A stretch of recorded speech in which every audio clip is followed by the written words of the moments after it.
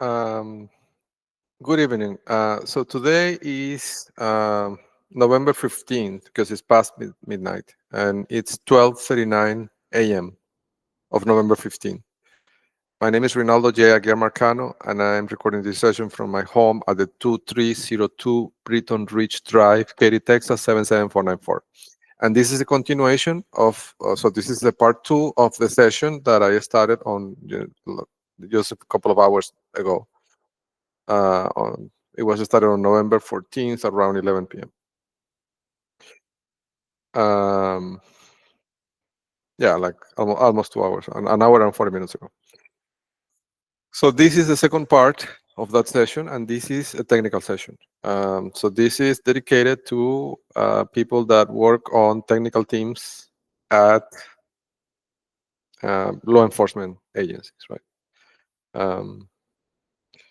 And the intention of me recording this is offering information and things that I've witnessed. So, this is coming from the angle of a witness that has technical training and is able to understand what he's seeing. That's what this is, right? So, I have a long list of things that I would like to talk about. So I'll try to go through them fast. Um, but they're super interesting. So I might fall victim of my own technical background, right? Like sometimes I go too deep on the technical things.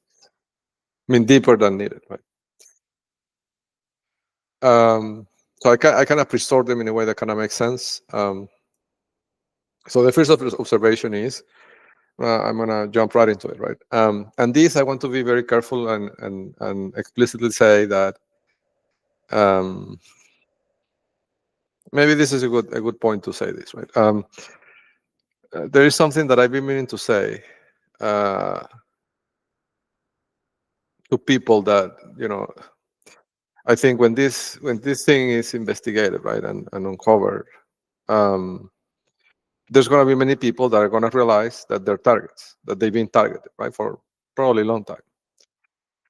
And I guess the message I would like to offer to those people today is that I really hope that that realization doesn't change your view of the world.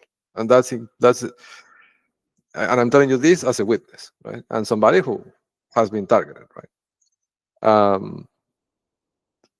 For example, in my case, I mean, I don't mean to tell anybody how to, what to do, right? But I can tell you in my case, what I found that works for me is to always assume the best in other people, regardless of the situation, right? Like by default, my default mindset is to think that people have good intentions, right? I don't go around the world seeing threats everywhere, because if you do that, they will accomplish what they want. Like they will drive you crazy if you do that, right?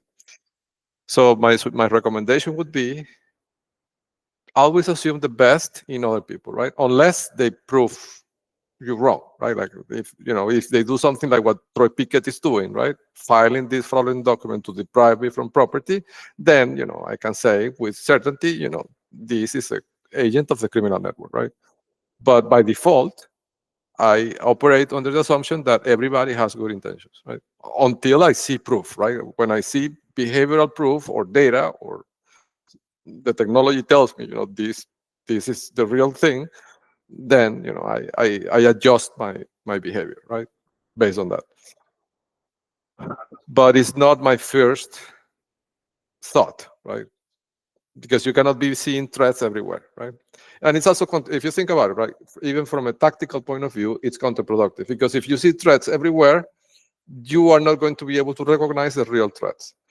So I guess what I'm trying to say is that the skill you need to develop is to be able to identify the threats and to prioritize them or rank them, right? Like, because, like, for example, right, when I do a drive-by, right, and these people are following me, right, when I go to court, for example, right, there's agents of different levels. Like, don't think that all the agents are FSB, right, or all the agents could be assassins. Like, that's not the case. But there are some that could be, right. I mean, not every day, but like for like the Kroger pharmacy man. I mean, he was out to harm me, right? And if I did not recognize it, he could have harmed me, right? But you cannot be on a state of thinking that everybody's going to harm you, right? That's not, because it's not true. Like, there's people of different levels. There are people whose job is only to drive a car that has the Chinese equipment installed on the ceiling, right, behind the windshield, and that's their job. Like, they get paid to drive the car around. Like, they're not trying to harm you, right? But among that sea of agents, right, that could be 100, 200, I don't know, right, depending on how targeted you are. There could be in one day, no, it's not every day, but there could be a day in which one of them could be out to harm you, right? So you need to be able to understand the threats and rank them, right? So identify, understand, and rank.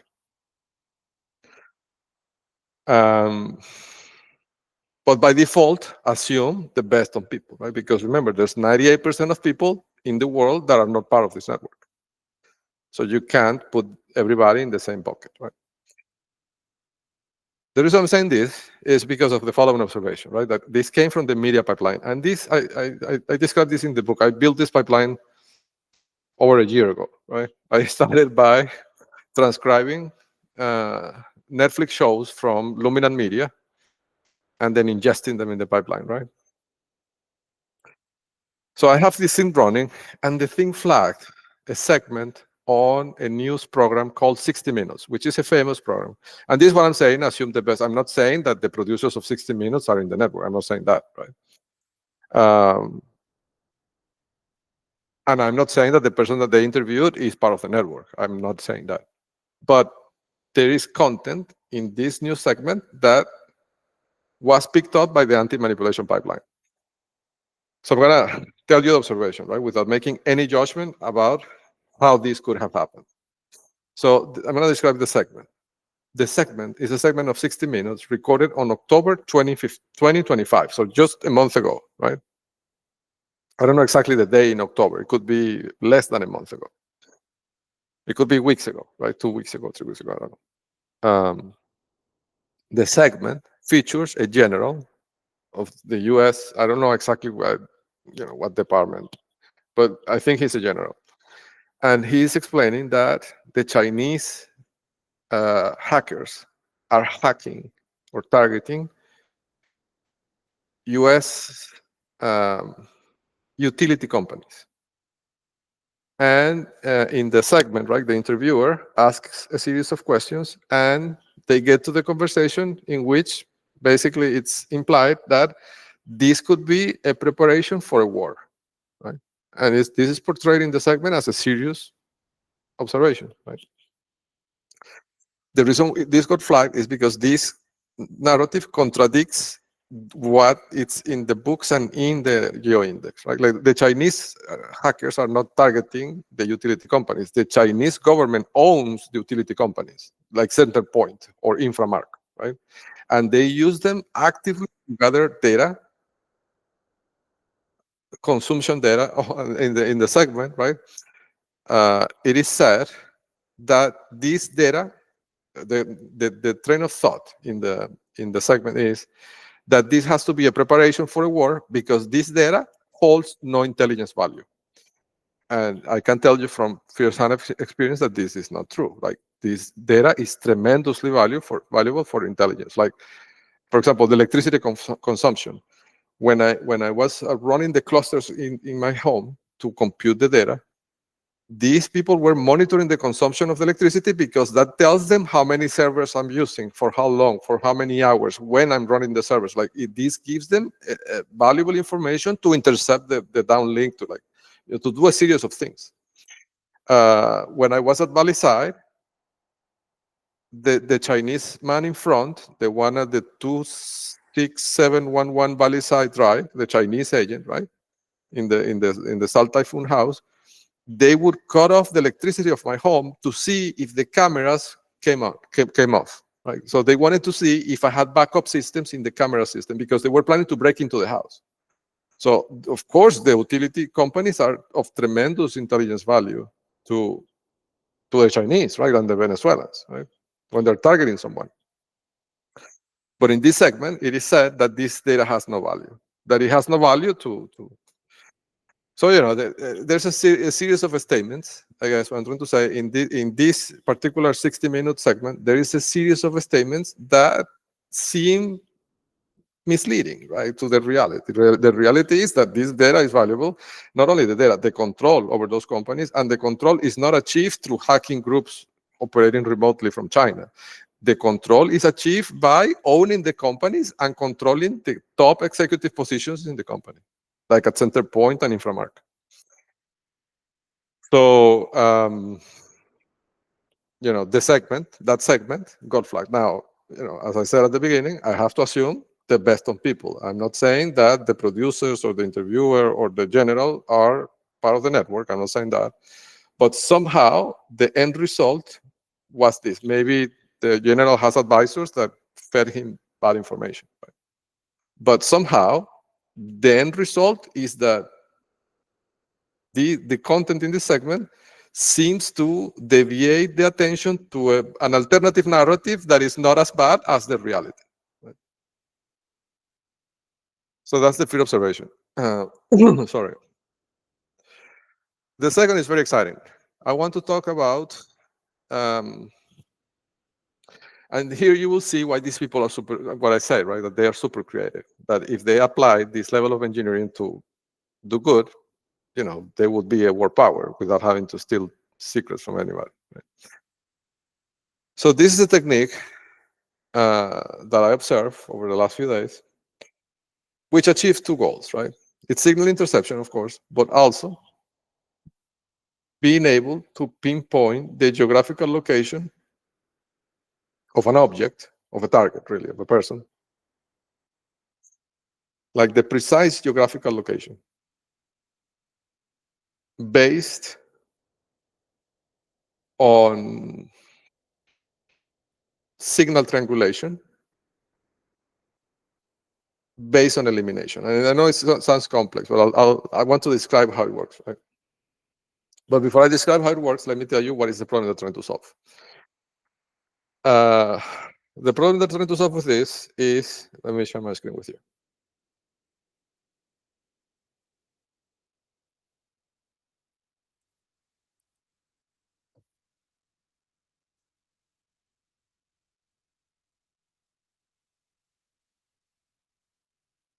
Okay, so this is my house, right? Like the house where I'm right now,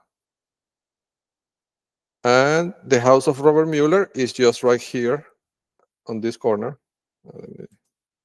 So this is my house, right? Robert Mueller is here where this concrete structure is on the backyard, and Joel Grade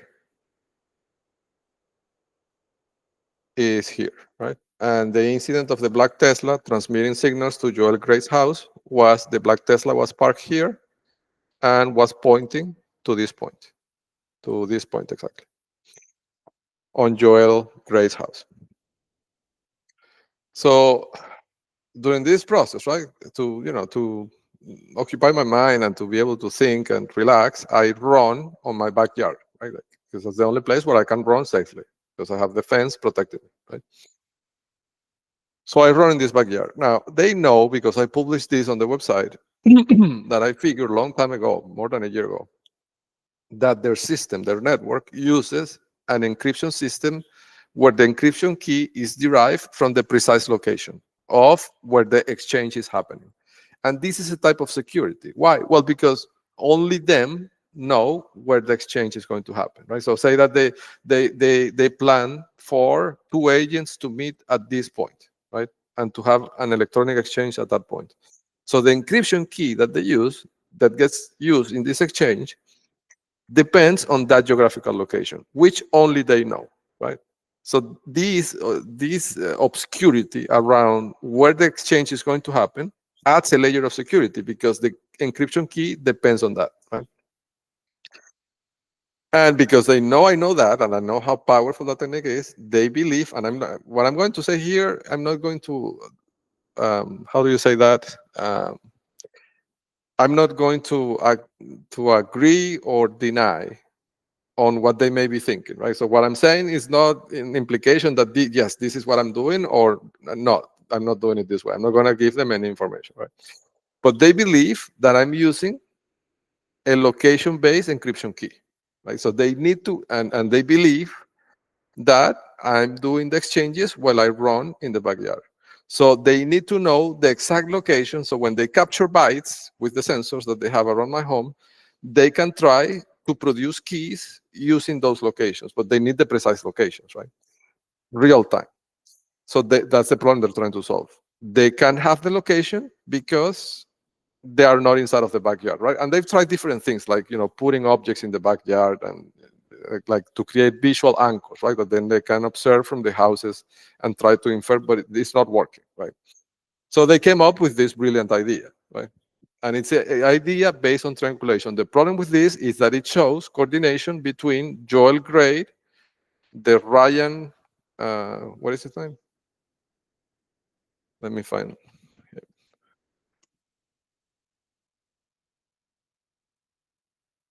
Larry Ryan, right? Who works in energy and water solutions.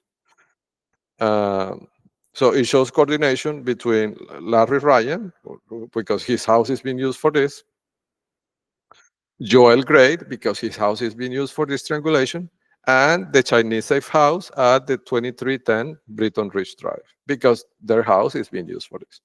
So I would like to show you how the technique works. It's a brilliant technique. And it's based on it's triangulation using, so in this part, I'm not sure if the sensor they have it in the phone, I mean the receiving capabilities, or if they have it, I imagine it's in the device, because it has to be a very sensitive, it has to be more sensitive than my cell phone because of what they're doing, right? What they're doing is way more sophisticated. So I believe they have the sensor really in the cars. That's why they have to bring the cars, because otherwise they could do this with the people in the houses. They wouldn't have to park a car outside to do this, right? But this is how it works. So basically, I've been running, right? And I had a piece of furniture that I have it here in the middle of the backyard, because that piece of furniture is bought. And I bought it on Amazon. It's patio furniture. But so I banned it from the house and I put it more or less around here, right? Around this point. And I've been doing push-ups in that, taking support on that furniture, right? And they think that that's where the exchange happens. So the problem they were trying to solve was to be able to pinpoint my exact location when I was on that area near the piece of furniture, precise location with multiple digits of precision, right? I don't know, 7 digits, 8 digits of precision, right? The latitude and longitude. And without the possibility of planting a GPS, right, on me, because I run in this backyard and I'm not carrying any electronics that are connected to anything, right? So they can't, bug me with a GPS while I'm running. So this is what they did, and it's very interesting. So now I'm going to show you, and this is what I was saying in the previous session, that I'm going to do this kind of a live debugging here with you, right? So in preparation for this, I uploaded a video that I took. Sorry,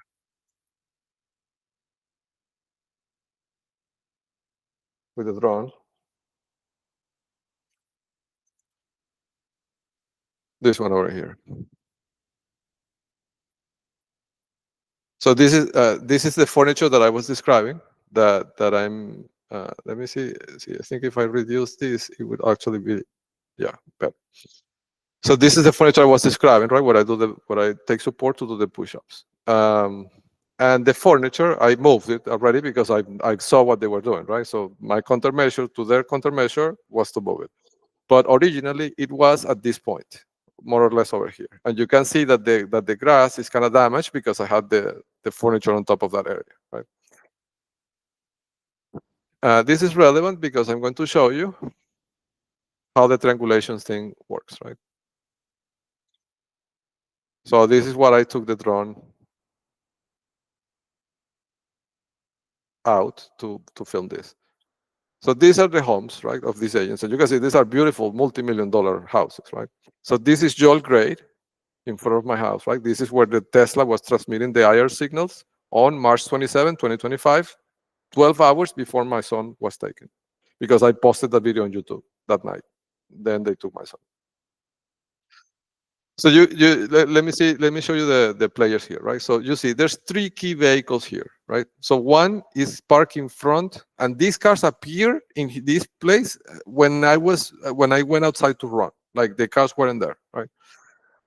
So they put them in this, and the positions are important, like the specific positions, okay? And I'm going to try to describe the situation, right? So I'm going to use the pen here, right? So one vehicle is here in front of 2310 Britton Ridge Drive, which is the Chinese safe house that I have documented more than 25 instances of, interception and harassment and things. So one is here, right? The other vehicle, I don't know if you can see it there, but is this work truck that, by the way, got recorded in the M5 demo. If you want to see the plate and the person, like the face is visible. So one is here and one is here, right? And the other one that you can probably not see very well is a white sedan that is parked here. Okay, so I'm going to advance the video a little bit so you can see. Right, so you can see here's one car, here's the other car, right? And the other one is over here, it's not visible in this frame. And I'm going to, yeah, the other one is here. So here I'm moving it, I'm moving the angle so you can see the technique, right? Right. So here is where the furniture was originally positioned, right? When they started, I moved it today, and in this moment, because I saw this, right? But you're gonna see what they're doing. Okay, so the angle is what is important in this demonstration that I'm showing you. Okay, that's why I'm pivoting the angle up and down. Okay, so one car is here, the other car is here, and the other car is here, right? Okay, so now let me show you what they're trying to do. What they're doing with this, right, is that as I'm running, right, I have my cell phone with me, and the signals of a cell phone cannot go through brick or through a wall. Like they get heavily attenuated or even blocked. So the key place, the key space here is this area over here in between the two houses, right? So imagine that the signal of a cell phone is radiant, right? Excuse me. So it goes in all directions. So imagine that I'm running on the backyard and the signals go in all directions, and some of the signals manage to escape through this path, okay, in this direction. So there's different depending, right? So they have these 3 vehicles with the sensors, right? And they are all of them reporting to a central node or to a parent that it's doing the processing, right? So there's different possibilities. I'm going to go over the different possibilities of the different scenarios that could happen, okay? One scenario is the 3 cars see the signal. So the 3 cars see a signal at more or less the same time. I say more or less because, the cars are positioned. Oh, sorry. The cars are positioned in 3 different places, 1, 2, and 3, right? So if the signal is traveling in this direction, right, the first car that will get the signal is this car, the second car that will see the signal is this car, and the third car that could see the signal is this car, right? So the time of arrival, and this is technical time of arrival, what they do is that they record the timestamp in which each car saw the signal, and they subtract, right? Because they know the distance between the 3 cars, because the 3 cars have high precision military grade GPSs in that device that is mounted behind the windshield. GNSS receivers, right? GPS receivers. So they know the distance, they know the positions, they can compute the distance, and they have the timestamp of the time of arrival of any signal on the three cars. If they arrive to the three cars, or to three, or to only one of the three cars, right? And then by subtracting, because they know the distance of the two cars, if the time of arrival is exactly what you would expect of radio frequency traveling that short distance, those, I don't know, nanoseconds, I guess, would be, right? If it matches, then they know that it's coming from this direction, okay? I mean, from my house, right? Because imagine that the signal is coming, let's put a counter example, right? Imagine that the signal is coming in this direction, right? So the first car that would see the signal is this one, and then the time of arrival here would be slightly different and greater, and this would be the highest time of arrival, right? The one that would see it at the last because of the direction of travel. But if the direction of travel is in this direction, then the first car that will see the signal with this one, then this one will see the signal, and then this one will see the signal, right? So that's how they can detect directionality. But even with directionality, they are not sure if it's coming from my home, right? Because, for example, the signal could be coming from I'm sure that they probably put the houses in blackout, right? So to not interfere, but it could be coming from a car on the street on the back, right? And the signal could be traveling on this direction, and then the same effect will happen. It will reach first this one, it will then reach this one, and then it will reach this one, right? So it's not only the timing, right? They need to be able to isolate the signal coming exactly from my home. That's why the three cars are important. And then here, yes.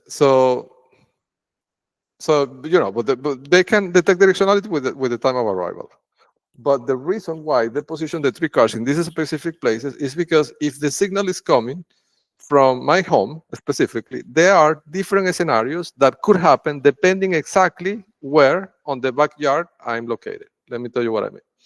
So if I go to Google Maps, right?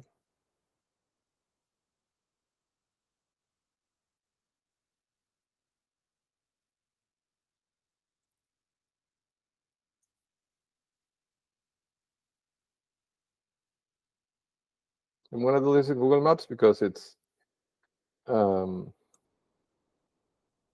gives me a better angle, right, to show you this.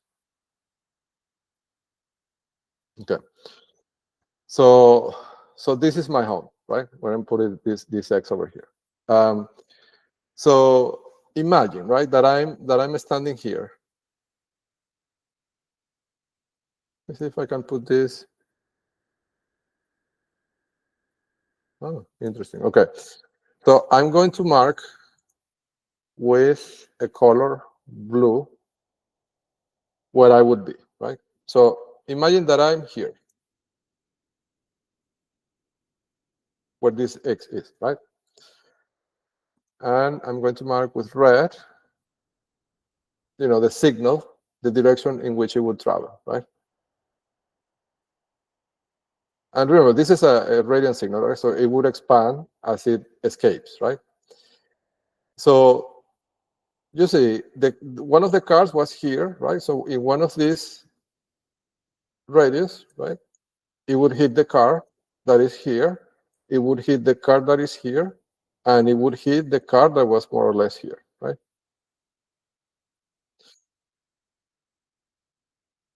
Right? Assume that for a second. But now, imagine this other scenario. I'm going to clear this one.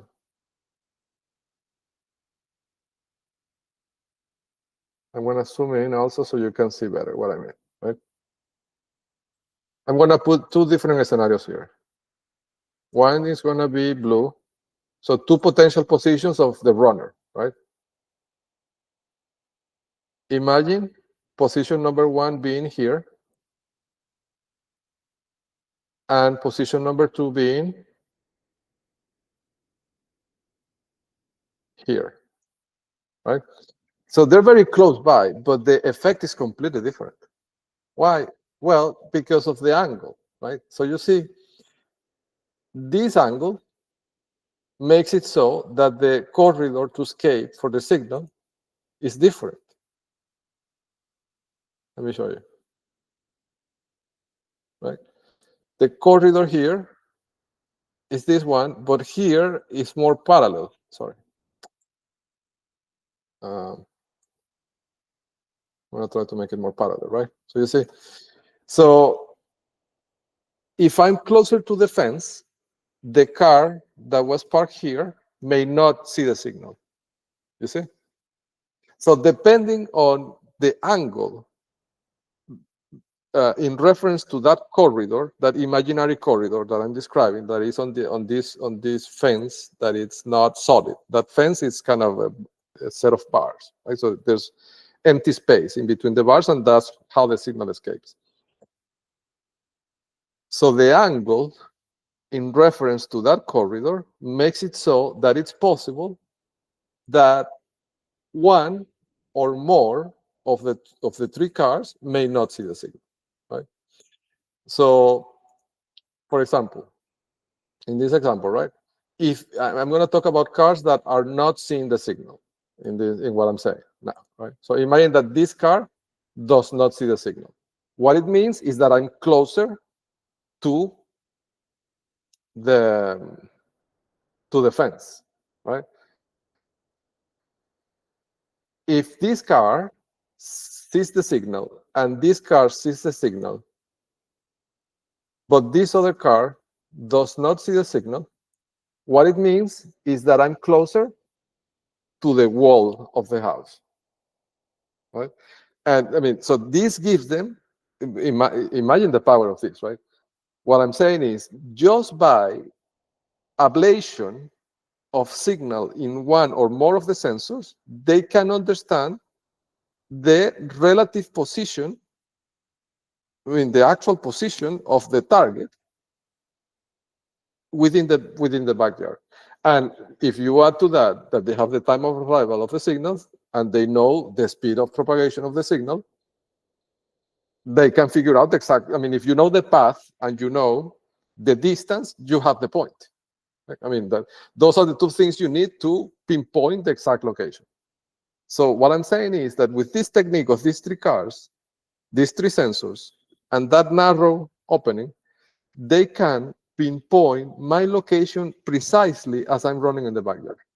And they need that to be able to isolate the signature of the signal, right? To be able to get, to be able to get the transmission and then try to decrypt it by brute force. So it's an amazing technique, right? But the problem is that it shows coordination, right? Because these houses are not the houses of anybody. Like the house of Joel Great, he's the chief financial officer of Baxter, right? Of course, the narrative they're going to try to build is that this was not Joel Great, this was the realtor, right? And in the last few days, they've been bringing the realtor and they parked the realtor's car here, but to do the same thing, right? To do the same triangulation trick to isolate the signature of the signals. But it shows coordinations among the houses, right? The Chinese safe house here, and the other one who is, what's his name again? Larry Ryan. Like this thing that you're seeing, right? That I have difficulty to remember the name. This is a TTP, and I've seen this multiple times with dozens of agents. It's the TTP is assigning a last name that could be a name, right? So that Ryan, right? That's the last name. Well, yes, that's the last name, supposedly, right? But Ryan is a very common first name, right? So when you have two words that could be first names, this creates confusion, right? One agent that had this at Google was Louis Ryan, right? Who reported to Michael Schubert. And there's many, like there's many people that the last name is Ryan or the first name is Ryan and the last name is Louis, or things like that. The two words in the name could be first names. So it creates this doubt that you don't know which one is the first name, and that doubt creates confusion, right? And you cannot remember the name. Let me clear up the. It's a psychological tactic, right? to create confusion. Right, but so that's the triangulation that they do, right, to pinpoint the location. Now, and they want to pinpoint the location because then they take the location and they are going to, any bytes that they capture that could match as potential candidates of coming from my home, they're going to try to put them together and stitch them together and try to decrypt them with keys generated with that precise location they are computing in this way, in this sophisticated way, of the moment where they receive those bytes, right? I mean, it's a brilliant, right? It's a brilliant technique. But anyhow, let's move on. Okay, so next topic I have is this fortress that was found. I think it was during the M1 demo. Yes. So when I say M1 or M2, these are the mobile demos that I do as I'm driving the Call Mobile. And I post so I have a dev channel. The dev channel is basically a camera that is mounted inside the car that records this screen, and I make comments to the camera when I see things, right? Using data from the GeoIndex. And basically it's kind of a demonstration of how anybody, any citizen even, any law enforcement agent could use spyhell.org to debug and understand this secret parallel society that they have.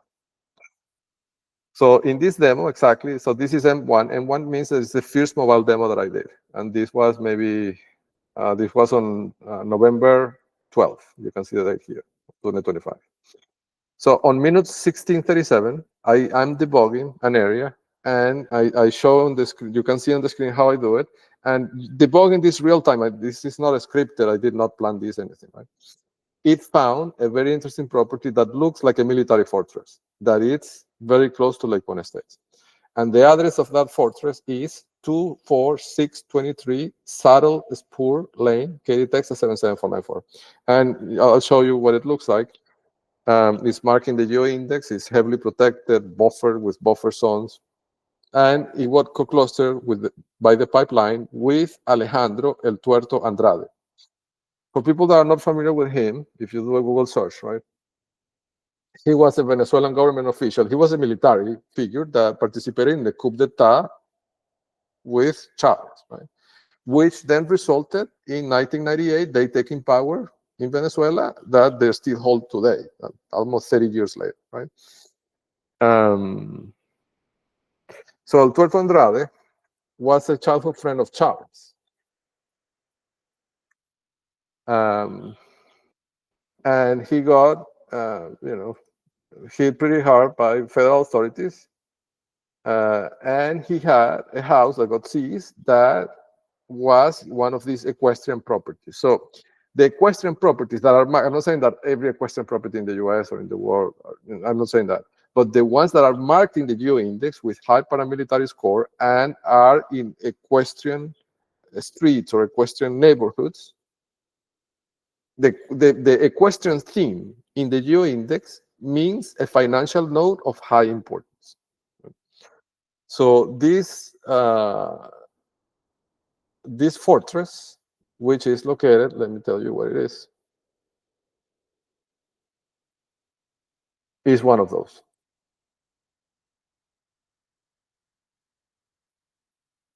So you see, this is Lake Buena State, and this is the fortress, right? Interesting. It doesn't have a Google Maps image, although this is a public road, right? Let's see if the house next door has it. Yeah, so see, I mean, here you can see collusion, right? Like the house next door has a Google Street image, and this fortress doesn't have it. Like, it did not get photographed by the Google Street View car. I mean, please. But it doesn't matter. We have the footage, right? So here, I do the debugging. I find the house. I mean, this is not a script or plan or anything, right? And I mean, you cannot see it very well in this channel because you see the view in the windshield is not that large. But you kind of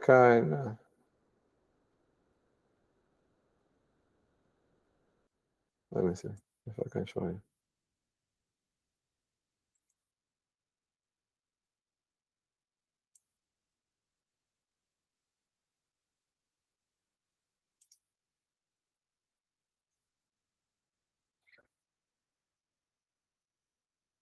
Yeah, so I'll let it running.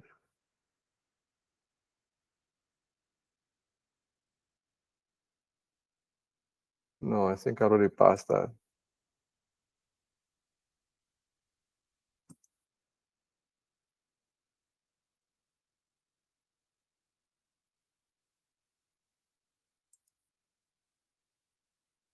It's in this part. At the same time, I'll tell you on M2, I go to another area where there is another equestrian street like this, right? That is also marked in the geo index, and that looks very much like, I mean, the design of the Docker hood. It looks like, I think this is where I enter the address. Let me see. No. The design of the Docker hood looks like that area where the tax accountant, the tax lawyer lives behind Lake Point Estates, right? And I talked about the tax lawyer before, which is also in an equestrian street that is also co-clustered with El Tuerto Andrade, right? So, but in M2, I understood. No, this is not that area. I mean, I think I already passed it. I want to show you the house because it's very interesting. It doesn't look like a Texas house. Oh, this is the part. So you're gonna be able to see it for a second in this channel, but you can look at the other channels which are in the Google Cloud Storage. Look at the house, right? It's like it looks like a fortress. Like it has sharp edges. It doesn't have windows. It has this. It has a this. It has a in that corner, in that column, there is a hole. It looks. I don't know if this is common in the U.S. I don't know really, but back in Venezuela, it was a common thing that when you went to a military facility, in the entrance, they had like they call them in Spanish torres, like turrets would be the translation. I don't know what this is called in English, but it's a structure made of concrete in which there's like a small opening for a guard that is inside to watch outside or to shoot, right, with a firearm if they need to. But the thing has no windows or doors. It just has a small opening. It looks like the small opening in the armored cars that they use to transport valuables from banks and stuff. Right? They have like a small window where they can shoot through that window if they need to, right? Like something like that. So that black thing that you see in the corner is that, right? And this looks like a military facility. So anyhow, on M2, I went to another, so on the mobile demo 2, I was doing debugging again and using the dashboards in the car.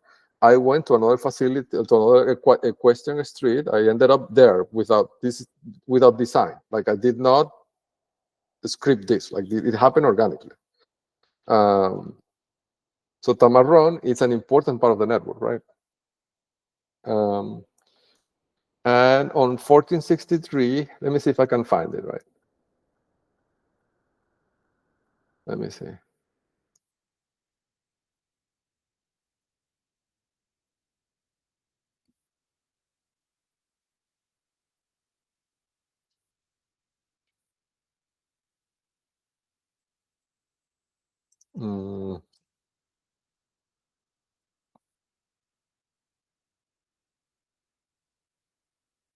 Okay, I'll do it this way.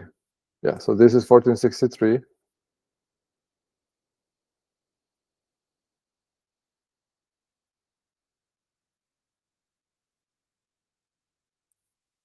Right, so this is the house. This is the street, right?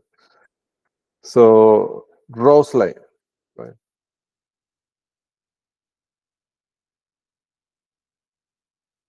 Yes. So this is the same, right? So it's a neighborhood with an equestrian theme. It's heavily marked in the geo index, and the area looks very much like the design of the Docker hood looks very much like the Docker hood where the tax lawyer lives behind Lake Point Estates. And I understood later that this thing is buffering Where is him?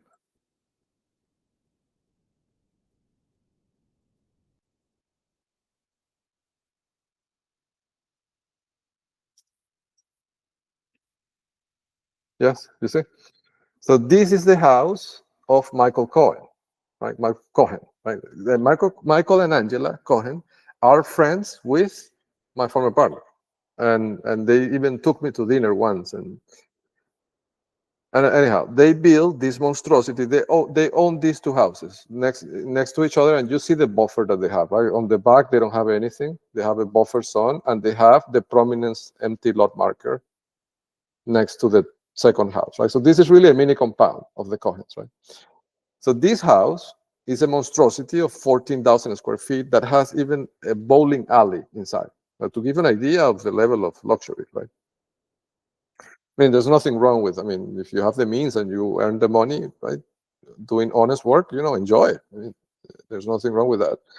But if you're doing this, spying on people and committing crimes, I mean, so anyhow, the reason I'm mentioning this, right, is because it let me understand something. I mean, this whole sequence of the M2 demo, seeing that Michael Cohen is really buffered by this equestrian neighborhood. So basically, Michael Cohen is the equivalent to Robert Mueller in this area, right? Looking at the relative position of his house, of his mini compound, to the equestrian dockerhood. But that led me to think, right? How do I say this in a way that makes sense? So in 2024, there was an incident that happened in which I was with Penelope Suarez, and we were driving in two separate cars. And she tells me, or I asked her, I can't remember, to help me by following me to the gas station because I needed to get out of the car, and I was afraid that the network would break into the car and sabotage it, right? Because they had already sabotaged the Silverado truck.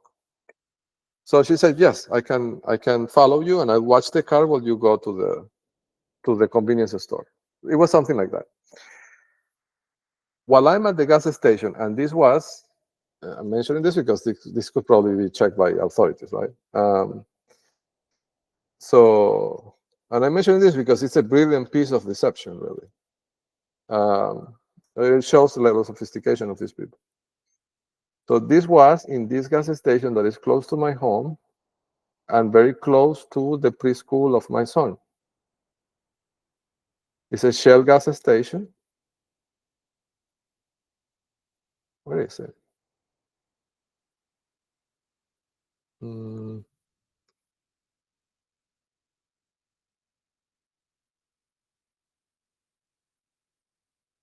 This is Cinco Terras. Yes, here. So this is where we were, right? So it's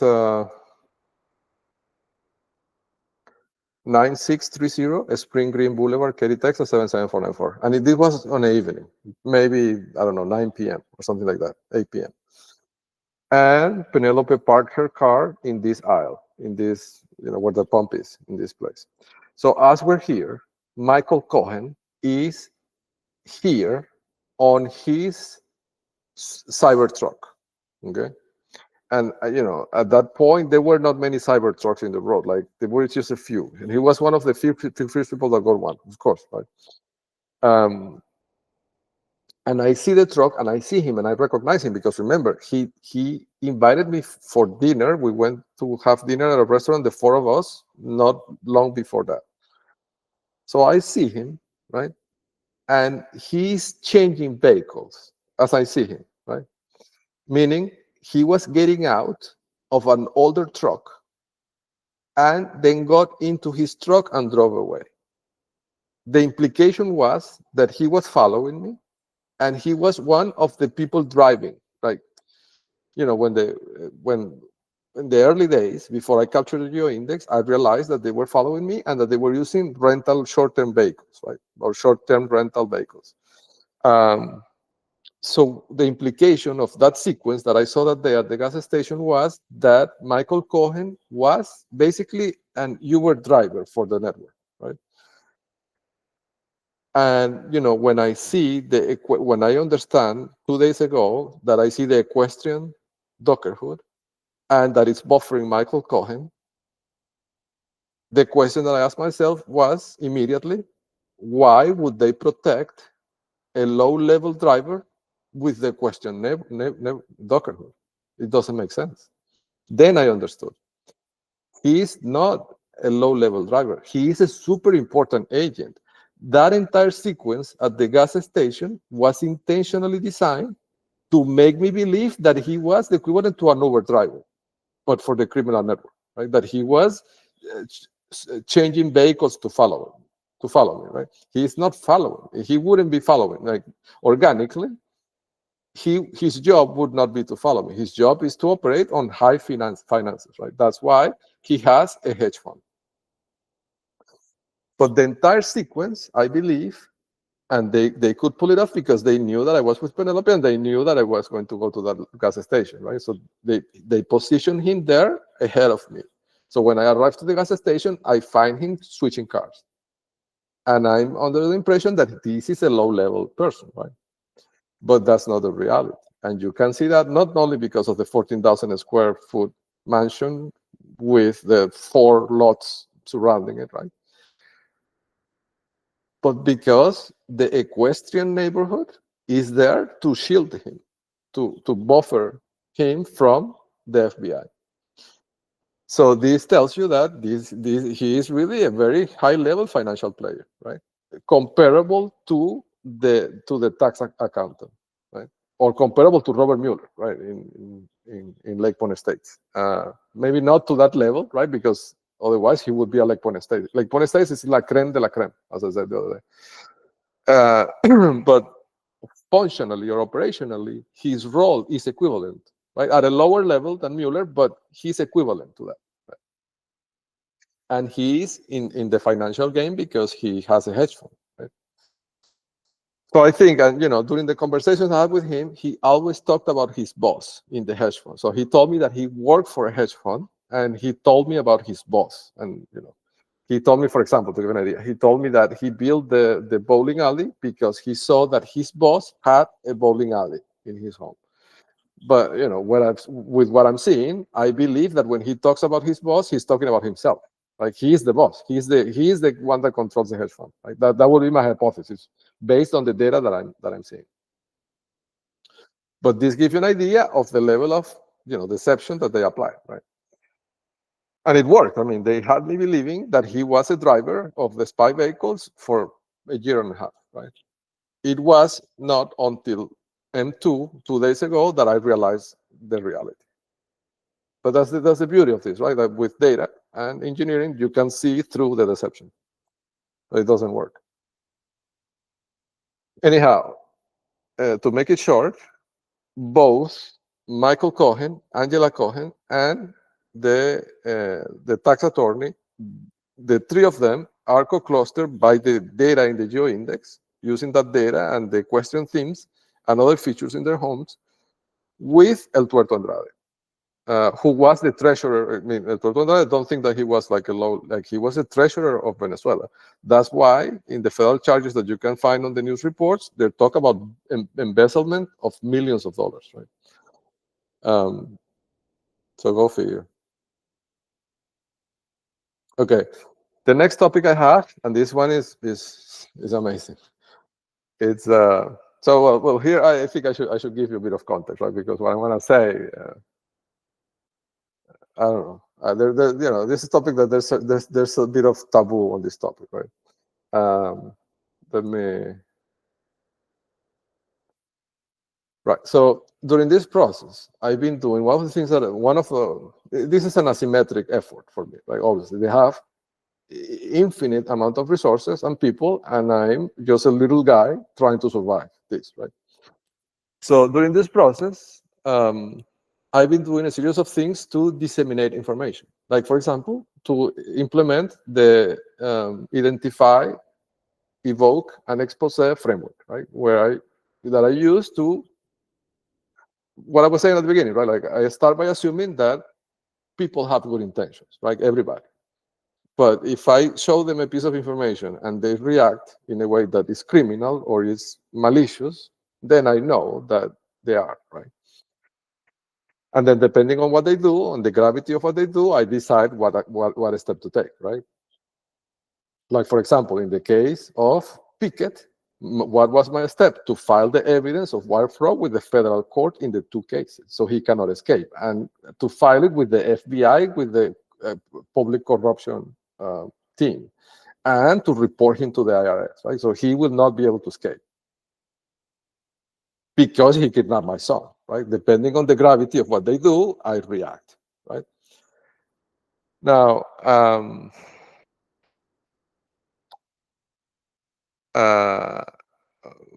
yes, so during this process, right, I've developed different methods, the series of different methods to disseminate information, to expose the agents to the information, right? That I have the geo index and see what they do. And I've gotten creative, and I've done a lot. Most of the things are documented in the books. But lately, like 3 weeks ago, I made a move that it's a novel way to disseminate information. So what I did is that I got back in the apps, right, in the dating apps. So I used these apps before, right? And in fact, these apps are tremendously dangerous if you are a target. Like, they captured me with these apps when I was a little boy, right? And they have me captured with this for years. I'm talking about apps like eHarmony or Plenty of Fish. Plenty of Fish is an interesting case because Alvaro Gutierrez is friends with the founder or with the co-founder. I don't know which one of the two. And Plenty of Fish is interesting because it had, well, I don't know if they still have it, but back in the days, they had a blog, an engineering blog, in which they talked about data science projects applied to the dating scene, right? And it was amazingly good. I mean, the ideas and the signals they were generating, and I'm talking about 2014. Imagine how this could have been advanced in 10 years, right?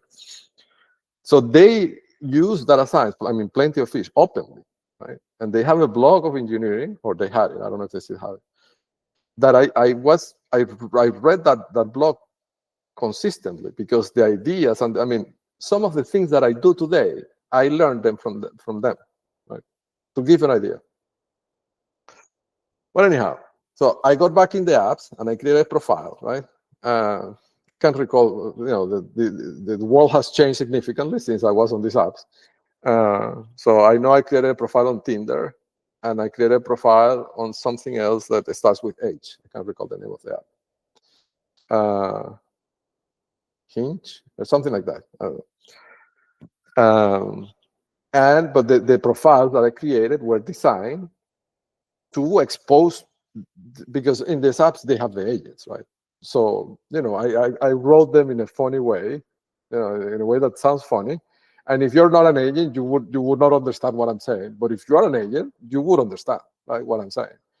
Like in one of them, I put something like, I'm looking for a partner that knows their way around a gated community. And if I was to write that today, I would put, and knows their way around an equestrian community, right? So if you read that and you know how this society works, you will understand, right? Now I have to tell you, it's interesting that I see the photos of the female users, right? And they put things that I know are markers in the photos.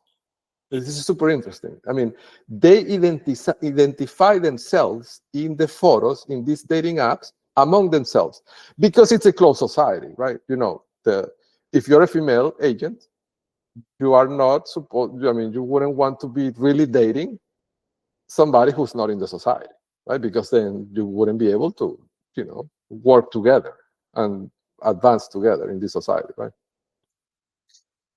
Unless you are tasked with targeting somebody, right, with this. But in the photos, they put the markers in the photos. Like I'm not gonna give all the markers, because then they're gonna know, right? But to give an idea, right, there is a marker that it's Marcos Castillo has this marker. Let me see if we can see it in the Street View. I think it's Yellowstone Reserve.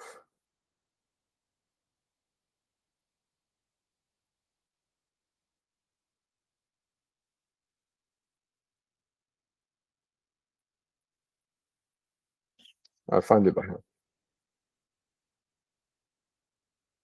Sorry.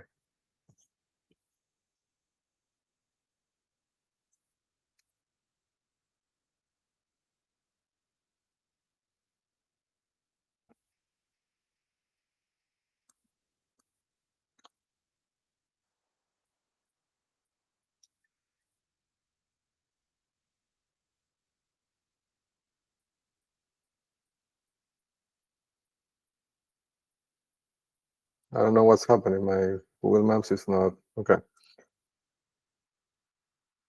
Okay, let me find my orientation here.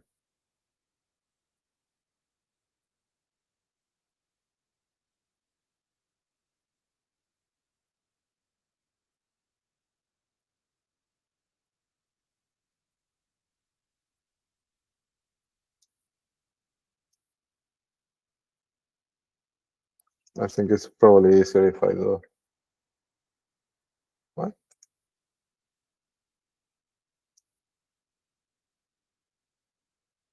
To one way. Right?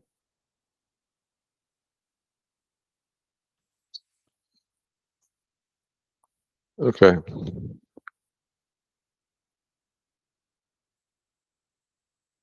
Okay. So Marcos Castillo would be, yes, this one, Yellowstone Preserve, right? It's not visible because he has a tree covering it, but he has in the entrance of his home, there is a sign that says home. Okay, and it's made of wood and it's tall. It's maybe like 5 feet tall, and it's positioned right in the entrance. That sign is a marker.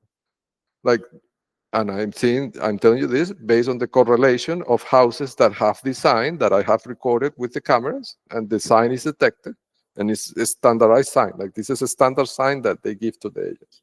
It's not any sign that says home. Like, it's a specific sign, and specific agents have these hanging or positioned next to the entrance of their home, and the houses are marked in the geo index and have the what they call it, the trampoline, the black trampoline antennas on the backyard, right? So that is a marker, right? So in these dating apps, there are agents that take the photo, the main photo of the profile, with the thing that says home, exactly like the one Marco Castillo has behind them, right, or next to them. So what they're doing really is identifying themselves in the apps as, I'm an agent, and I'm a prominent agent. Like, I'm not any agent. But anyhow, so I got back in the apps, right? But what's interesting is what happened next, right? So a lady likes my profile. Right? I think this was on that app that. Let me see if I can find the name, because I don't want to give you incomplete information. What's the dating app? It starts with H. I think it's this one.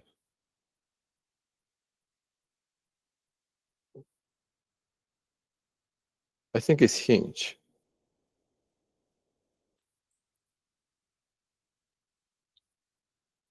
The logo, yeah, this is the one, Hinge, right? So a lady likes my profile, right? And we start, chatting, right? And she, because I'm single now, right? Because of all this situation, I'm back on the market. So we started chatting, and she tells me, a beautiful, beautiful woman, and she tells me, I mean, when I say beautiful, I mean it's a situation in which I would be obviously the richer, right? And this is kind of funny, right? But I described this before, like in one of the demos. I can't recall which one, right? But this situation with this lady would be a situation in which there would be no need to look at the comparables. Like I would be the richer, no question, right? So, we start chatting, right? And she tells me that it's better if we chat on Signal. The Durov is his name, right? So she takes me out of the app and into a social network that is controlled by the network, right? Basically. I say, okay, fine. I didn't have an account because, in this situation, I'm wary of all those social apps, like social network apps that they control. But I create the account, right, to talk to her. We start talking, right. Immediately after we start talking, so a couple of things happen, right. So the first thing is that she starts inquiring about crypto, right. So like she starts telling me that she is interested in the crypto, and this is important because this tells me what the network fears. Like they fear the crypto charges. Like that's the thing that they fear the most, and I can tell that because of what they did with this, right?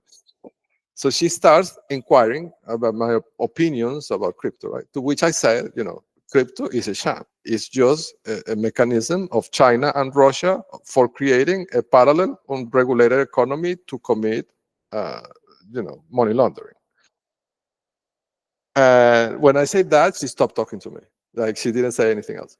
But before that, and she sent me a book of a photo of a book of somebody who wrote something about crypto, right? And she was asking me about my opinion about the book, and to which I replied what I just told you, right? But what's interesting, right, is how sloppy they are at doing the thing. I'm going to show you I took a screenshot of the thing, right? Very sloppy. I mean, I can tell that this was not done by the Russians. This was probably done by the Chinese. I don't think it was the Venezuelans either, because the English was very good. And I can say that because I was born in Venezuela. Right? I know, I know our capabilities in terms of writing English, right? And you can tell that by my own accent, right? But it's a sloppy because even I, that I'm not Russian, knew this, right? So and these messages are in this email address, right? The call mobile V6. And I sent her in response, because she sent me the book, right? She sent me the crypto book that she was reading, supposedly, right? To ask to introduce the subject of crypto, right? Because what they wanted is for me to say in writing that I believe crypto is the future or something like that, to impress her, right? And then they would take that and say that I'm contradicting myself on whatever, right? But so in response, I sent her the book, right? The Spy Hell Files book, to which she, of course, didn't respond, right? But the part that is most funny to me, right, is this, right? Because she's supposedly called Alina Ivanov, and this is what I say, that this is a sloppy, right? The execution of these rules is a sloppy, was a sloppy. Yeah, so I tell her, right, I'm familiar with your country, and I had some friends from Kazakhstan, because she said that she's from there, right? And I'm talking about Olisha Lusinova, who was an agent, right? That they captured me with her exactly using this exact technique, right? Like the dating apps. So right, so I tell her, let me read the message to you. So I said, excuse my ignorance on this, but this made me curious. I write, right? I'm a very curious person.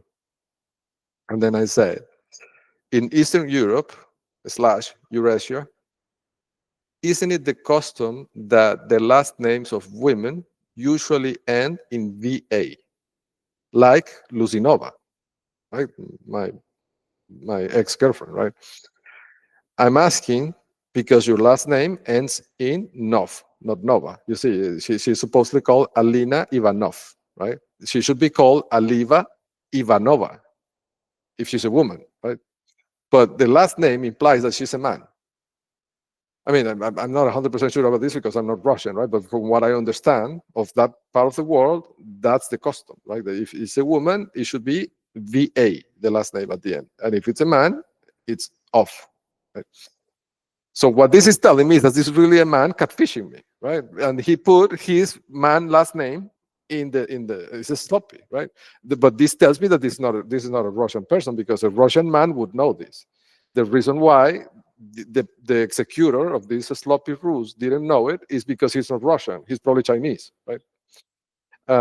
So he put Alina Ivanov, right? It should be Ivanova. But after I asked this question, she stopped talking to me, right? Because, well, she told me, I'm going to take a shower, right? Of course, to make it more sexy. And then she stopped talking to me.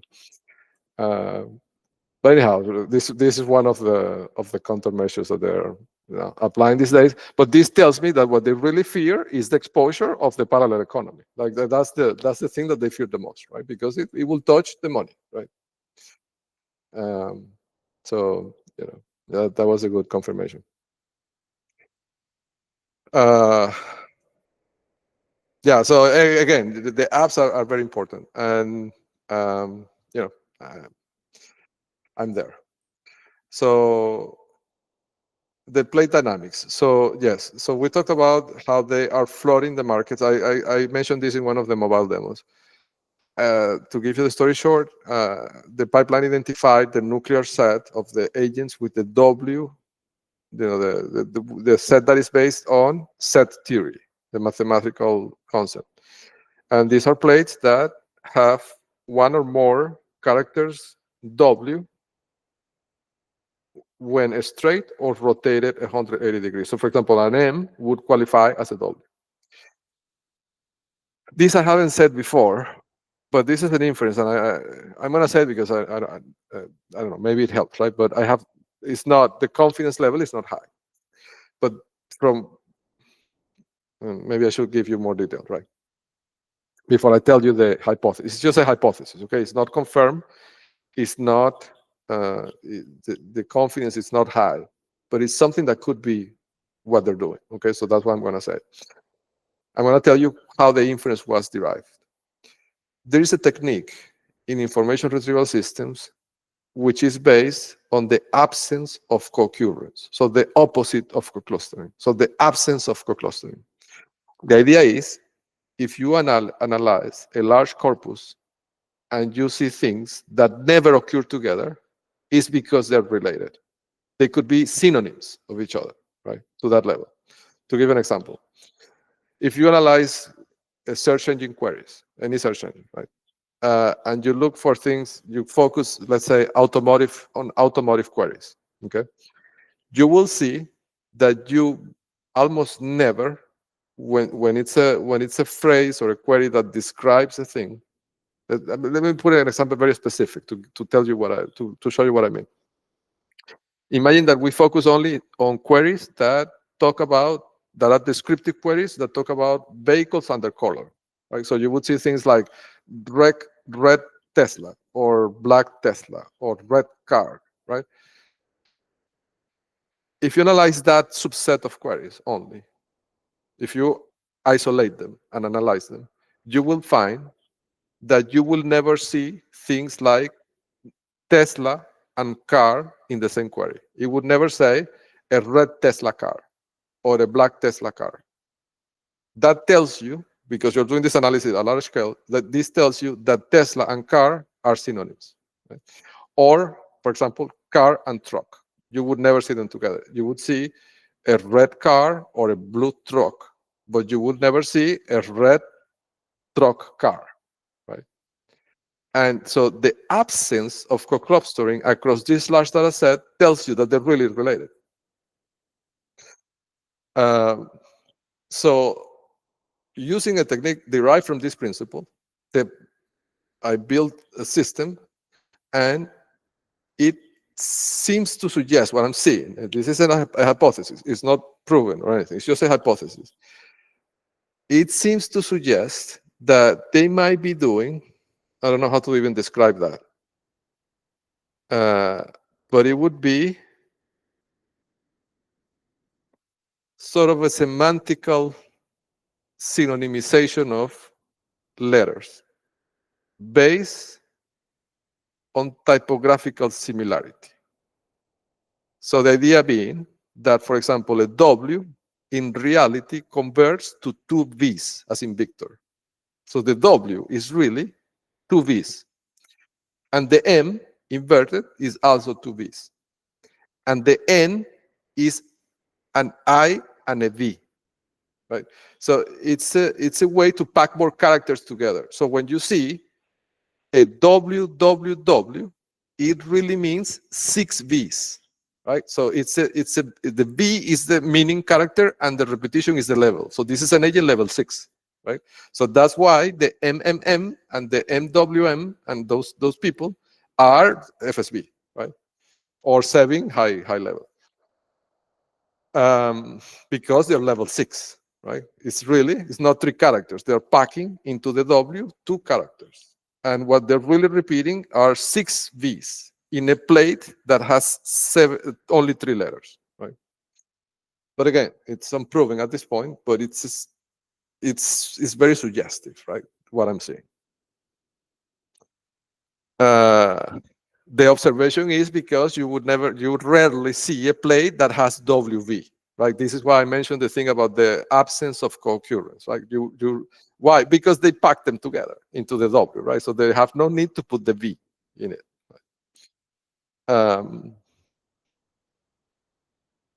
Yeah.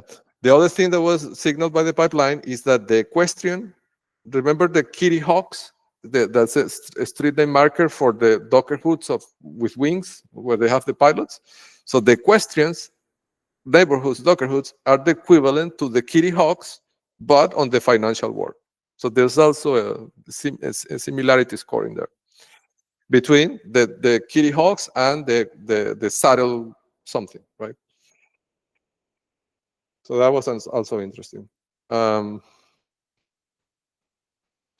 Right, now I'm going to talk about something that happened in 2024, okay?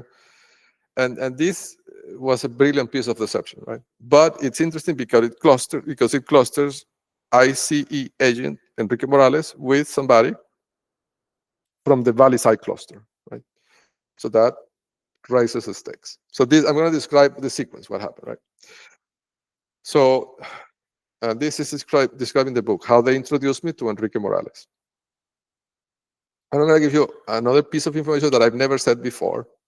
It's not even in the books, but I'm going to say it now.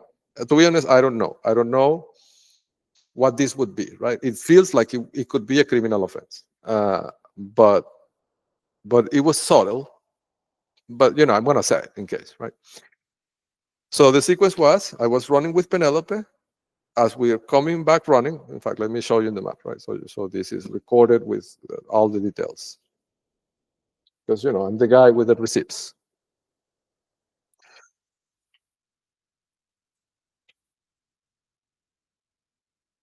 Okay.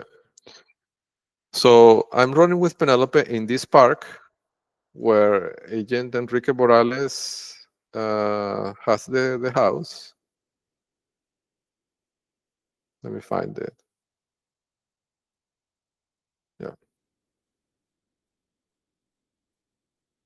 No, it's not here. Where is it? It's near the school. Okay, it's here. Right. Baker Hollow Drive, right? So his house is this one. By the way, I mentioned this a while ago on YouTube, right? Like at some point he got promoted and he got one of the disabled person license plates, the permanent ones that has the disabled icon in the plate. Imagine, he's an ICE agent, right? He lifts weights and he participates. He told me once that he was participating in a U.S. SEAL exercise in the ocean. Like this is the person that is highly capable, physically speaking, and he's driving around on a handicap license plate car. Right? But anyhow, I was running with Penelope, right? And we're running on this park on the back, right? Which is really the buffer zone of that protects his house, right? And as we started walking back to the car. Penelope's car was parked. She always made the point to park the car here. Sorry, here in front of this house, which is of course an agent that was watching everything, right? I'm talking about 28014 Baker Hollow Drive. And every time we parked there, the person, a man, would come out and look at us. And I don't know what the purpose was of doing that. I mean, they obviously had me under surveillance 24/7, right? So why do that? I don't know. But anyhow, so after the run, we came walking on this side on this walk over here, right?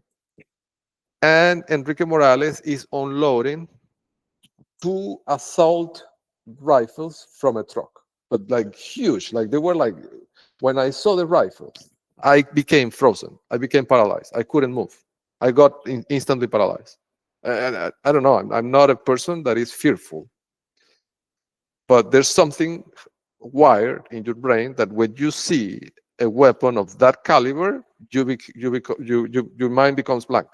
Right. Well, at least that was my experience at that time. These weren't like regular. These were like, I don't know. I imagine. Like I'm not a connoisseur of weapon. In fact, I bought a gun like a year and a half ago because of all this. Right. But I've never had a gun before in my life. Anyhow, um, he was unloading those 2 assault rifles from a truck. When I see the thing, I become paralyzed, and then he signaled to us, "Hey, don't worry." And he says, "This is for my job," implying that he was a federal agent, right? Because police don't carry weapons of this caliber around. That's how they told me indirectly that he was a federal agent, right? And the idea of doing this was during the time in which they were harassing me with David F. Hine and Akamai, right? With the Akamai threats, in which Mobile Writer inserted David F. Hine into the email thread in a covert way, so I wouldn't know it, right? So when this happened, and they were attacking my websites at the same time using Akamai. So when this happened, my reaction was to seek help. Right? And so what they did, I mean, I think they foresaw that I would call the authorities. I would try to contact the FBI. So what they did to disable that possibility was to introduce me to a federal agent in this way, right? So of course, what I did was to go and knock on his door, right? It was easier for me to knock on his door because I already saw him and I knew that he was a federal agent than to call a 1-800 number of the FBI, right? When some random person would answer the phone and I could not trust that person. But this was a neighbor, right? I mean, I didn't know that Katie was controlled by Diosdado Cabello. So I thought this was a real, federal agent. So anyhow, this is what happened that I'm saying that I think could be a crime, but I don't know, right? So I knock on his door, and the person that answers is his wife, and she tells me that he is not there; he's traveling. And I didn't know his name, right? I didn't know he was called Enrique. I learned that later. So she asked me how could she help me, right? And I explained to her the situation without giving her much details. I said, I'm going through something personal, and I believe your husband works in law enforcement. I don't know if that is true, but I got that impression. And I was hoping that I could talk to him to seek advice, to see if he could give me advice on what to do. Like, that's all I said. And she looked at me, and she looked at me with compassion, really. And she said, "Don't worry. Like, I can tell that you are stressed." Um, she told me something religious. She told me something like, you know, God will help you, something like that, right? Like, trust that God will solve whatever it is that is mortifying you. And she took a piece of paper and she gave me the phone number of the husband, which is Enrique Morales. I go home and I call him from my home. Of course, my home is wired. They're listening to everything I'm saying, right? This was the Balisai drive home. So I tell him, right, listen, I'm calling you. I knocked on your door, and I'm calling you because I have a situation, and I was hoping I could talk to you. in person, he becomes aggressive, right? Like, what is it you want? Like, like aggressive, very aggressive. And I tell him, listen, I cannot tell you over the phone because it's a sensitive matter, but if it's possible, when you have free time, it doesn't have to be today or tomorrow, whenever you have time, I would love to have 5 minutes of your time to tell you what is going on and see what you can recommend.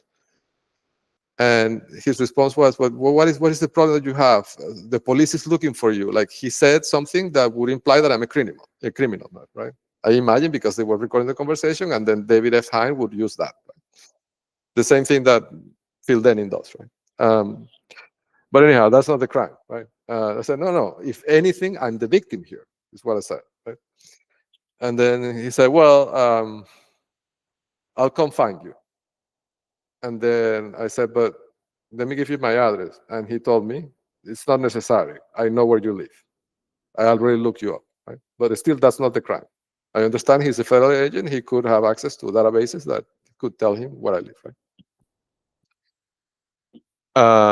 So he tells me, I'm gonna come to your home, okay? But he didn't tell me when, okay? So then a couple of days pass, and he comes to my home, and he knocks on the door with a strong, very strong force, like he was banging on the door very strongly, right? In a way that was intimidating. I open the door, and I see his face, and I recognize that it's the same person that I saw unloading the guns.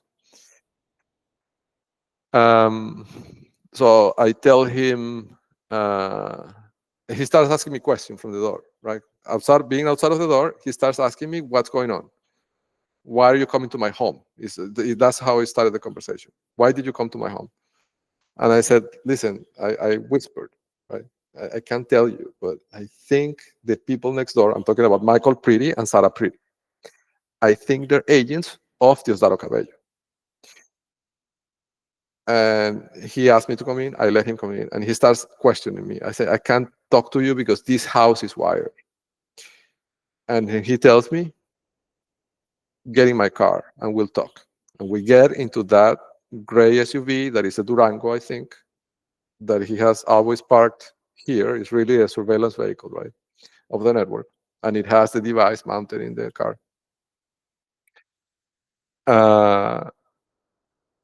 And we start talking, right? And I tell him in 5 minutes the situation, what I know. I mean, I didn't tell him everything I knew, but I told him, I would say, probably 30%. I was more trusting back then, right? I think I told him like 30% of what I knew.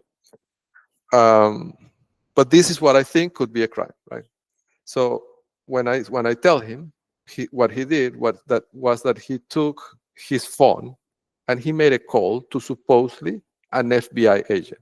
Like, I don't know if that person is an FBI agent or an actor. I don't know. But he made that call. And then he asked who's working on the Venezuelans. That's what he asked. And the person said, it's this person, but that person just retired. The next person that is going to come into this post is going to be Agent Cody, which is the Agent Cody that I describe in the book and in the website. Anyhow, when he's having this conversation with this person, he starts narrating to the person the sequence of events that led to Agent Enrique Morales and me meeting. Meaning, he described the encounter at the park, and he described how I called him, and then he came to my home. And he told to that person the following, right? And I'm saying this in case, I imagine if that vehicle is really an official vehicle, it has to be wired. Right? And maybe there is a recording of what he said, right? But what he started saying to this person was the following. He said, this guy is crazy, talking about me, right? So he's telling this supposed FBI agent that I am crazy because I went and knocked on his door, not knowing, he's saying that I did that, not knowing that he was an undercover agent, federal agent. And he said that he came to my home armed.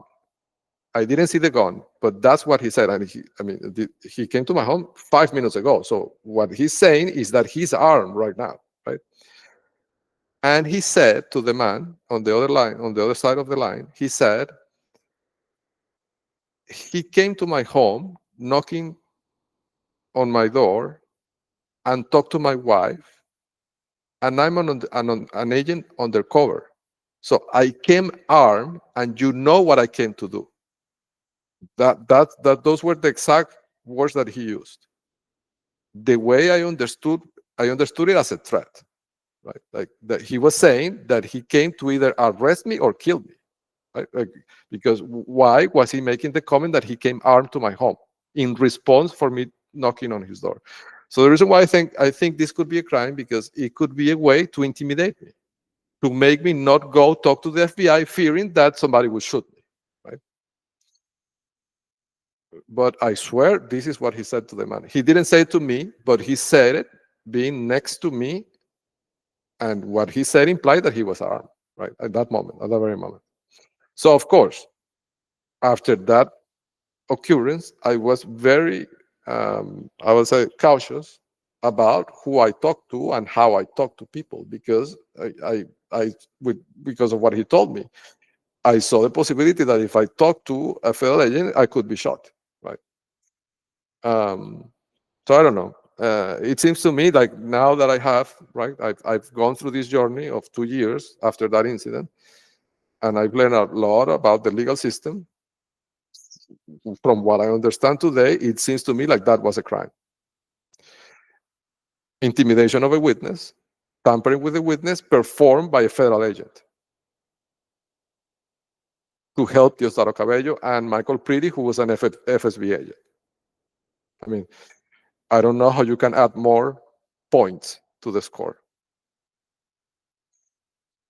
But anyhow, the reason why I'm talking about Enrique Morales is because in all this sequence, right, he told me that he was going to help me and refer me to the FBI, make a referral, right? And in this process, there was shortly after, like 2 weeks after, is when the network moved these agents to this house, the 10114 Springfield Ridge Drive, right? That's when they moved, and they moved the agents when I was outside my house working on something. So I could see that they were moving people in. The idea of this sequence is to make me believe that these were FBI agents, right? That they were moving in. Because I had just talked to Enrique Morales and he said he was going to talk to the FBI. And then I see these people moving in. The only thing I can think is, this is the FBI coming to assess the situation, right? That's what I thought. So the sequence was, what the reason why he's co-clustering, but not with this house, but with this house, right? The 10135 Springfield Ridge Drive, which is agent, and when I say agent, I mean agent of Diosdado Cabello, Mario Guzman Jr. and Myra of 10110 Springfield Ridge Drive, Katy, Texas 77494. I'm talking about this house over here. And this is the guy that owns that gray Camry that once, not too long ago, was following me on South Fry Road, and I took a photo of him and the car. So the sequence is, I don't recall exactly what happened, but I saw something about that guy, right? Like that guy did something. And I sent a message to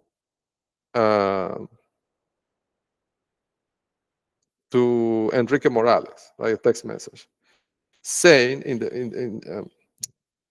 I'm going to give you more details in case these messages are traceable, right? So in the messages with Enrique Morales, the text messages, every time he talked about the FBI, he referred to them as the F, the letter F, right? So he wouldn't write FBI. He would just write the letter F. I guess to make me believe, like, this is some sort of a spy thing, right? Anyhow, he was in reality working for Michael Pretty, right? But in one of those, in our communication, the instances of F means FBI, right? So what happened was, something happened. I can't recall what it was, but with this guy called Mario Guzman, supposedly, right? That's probably the alias of 10110 Springfield Ridge Drive. So I don't recall exactly what happened. I will have to check the messages. I have them. I have those messages. But something happened, and I write to him, like this thing happened with the guy from the F is what I wrote, because I thought at that moment that this was the house where they moved the people in. It wasn't. Like, the house where they moved the people in was the house next door. But when I wrote that to Enrique Morales, this guy with the gray Camry came out of the garage immediately within 5 minutes. I was outside of my home. He came out immediately, and he drove in front of my home. He rolled down the window and he let me see his face, and he waved at me, right? Kind of confirming to me that yes, he was the FBI, right? But this shows that that guy was working with Enrique Morales. They were working together to mislead me into believing that this was the FBI trying to help me, right? So of course he is co-clustered with Enrique Morales. I'm talking about this man with the name Mario Guzman, right? That's the person I'm talking about. So they're co-clustered, right? Because they were working together on that little project. So with that, I think that concludes. Oh no, I still have a lot of things. Oof. Yes, I have a lot of things to talk about. Sorry. Okay, so Atreyu, right? So Atreyu, and I mentioned this before, right? It's a guy that works for a home building company, and his house is this one, right? That is the same as the fortress that we saw a few minutes ago. He doesn't have a picture in a street view. Like, it's like his house is still being built 12 years after. So I described that he had an SUV of a particular color and the plate Atreyu, like in the movie, right? And I said they seem to have changed the color of the SUV, but the plate is the same. The pipeline picked up that the plate is not the same. The plate that they have right now says Atirau. So Atyrau. Right. So what they did, they changed the SUV and misspelled the plate. So, because I mentioned the other plate in the real plate in the first plate in the website, right? Months ago, maybe a year ago. So the solution, instead of moving the agent, was to change the SUV and give him a plate that looks similar, but it's not the same. So if anything gets investigated, they will say, this is not the same guy he's talking about, right? This is not the same plate. But it's the same plate. I mean, it's an intentional misspelling, right? So this is a countermeasure to create confusion, right? The other item is the LiDARs. So in the previous demo, I think demo 89, I think it is, I described how this espionage machine, Chinese espionage machine that they install in the network vehicles, uses probably sonar or LiDAR combined with computer vision to map 3D the environment, right? And this is, let me show you this. Because I've been meaning to mention this. So you see in this Tesla, right? In this Tesla video. Let me see if I can find right. So see this screen here on the left, right? It has two screens, the main screen in the middle and the one in the left, right? So see the one in the left. You see the car driving by, and you see how it gets reflected in the screen. You see this other car that is over here, right, on the left. You see the garbage bins, right? Right. You can see here how this car that is in front is represented in the screen. What I'm trying to say, right, is that this car is able to reproduce environment and digitalize it, right? And this looks like consumer-grade technology. But the danger of this is that what they're really doing, right? They have this network of vehicles, and they are putting this mapping data, they're stitching it together across the fleet of vehicles. Like, so what they're doing really is that they're producing a 3D map of the environment real time. When I say environment, I mean an entire city, right? And they can move the cars and position them in a way that allows them to see real time 3D whatever they want, right? This is a military technology, right? I mean, if you look at it from the perspective, the myopic perspective of a Tesla car, you would think it's consumer grade. But when you add the layer of stitching together the mapping of 10,000 cars together in the same city, this is obviously a military technology. It's not civilian grade, right? And that is an interesting thought on itself, right? Like how distributed computing and coordination can turn any consumer technology into military technology, right? But I guess the component that militarizes it, right, that weaponizes it, is the stitching together and the coordination. So that's the distributed computing part.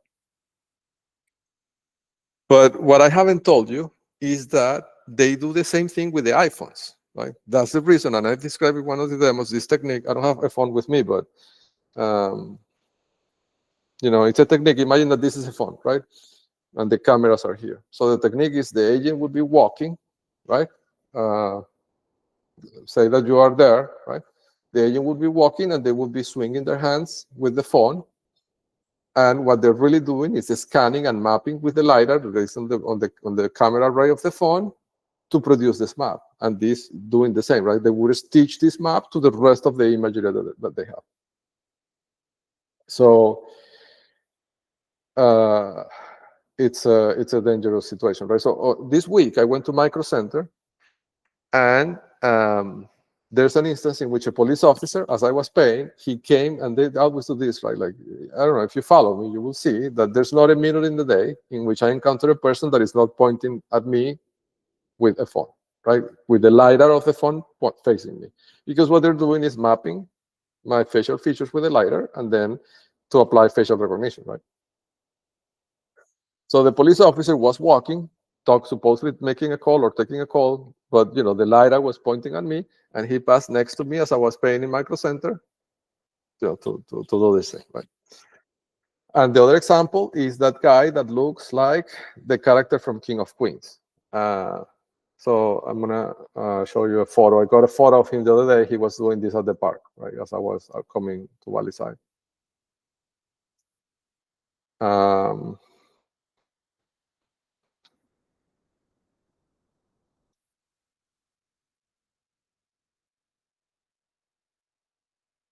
Sorry.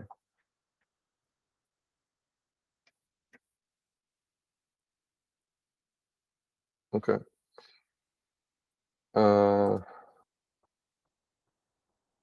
Yeah, this guy. See? So here you see the phone, right? This is the position, right? They go walking with the phone in that position, but they have image stabilization and the lidar. They can rotate the map real time, I imagine. Right?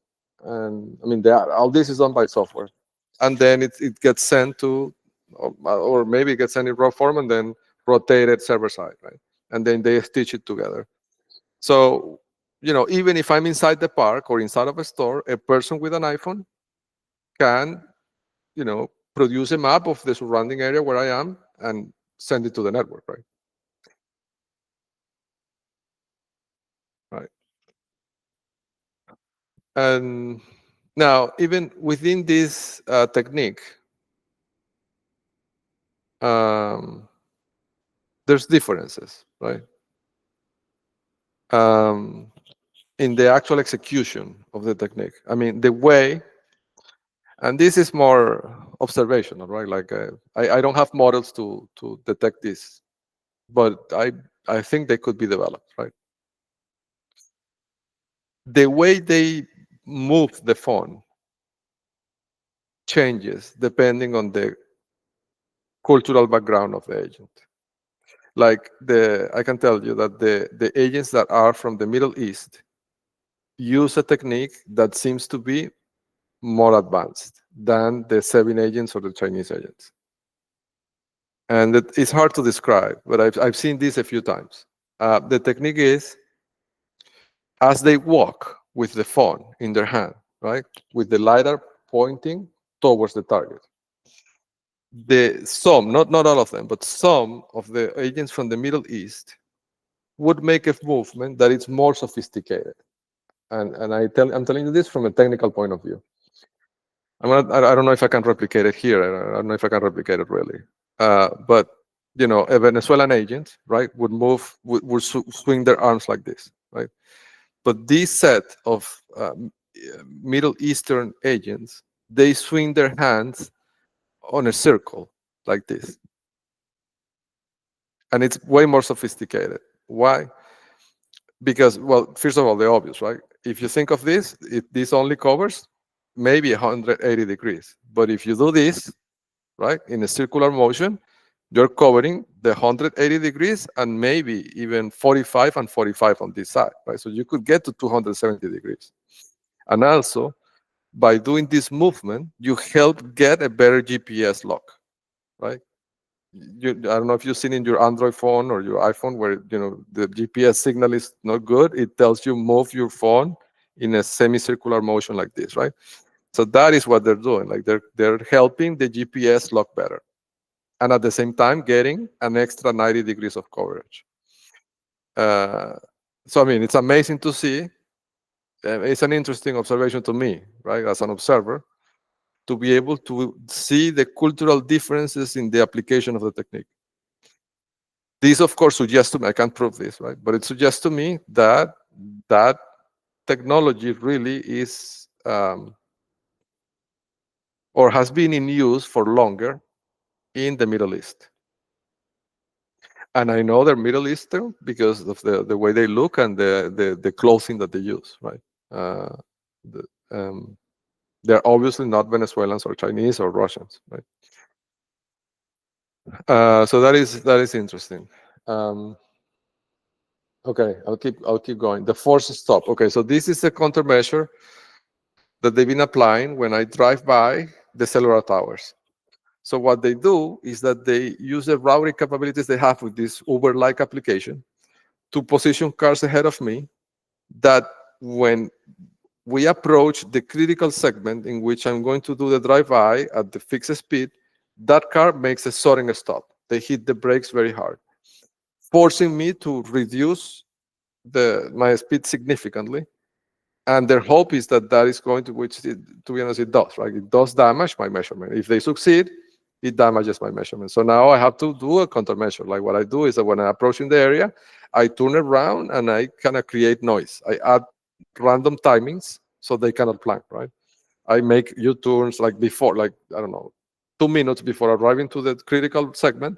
I start making, making choices that are not natural, right? Like I would go into a street and then make a U-turn at the end, or to destroy their plan, right?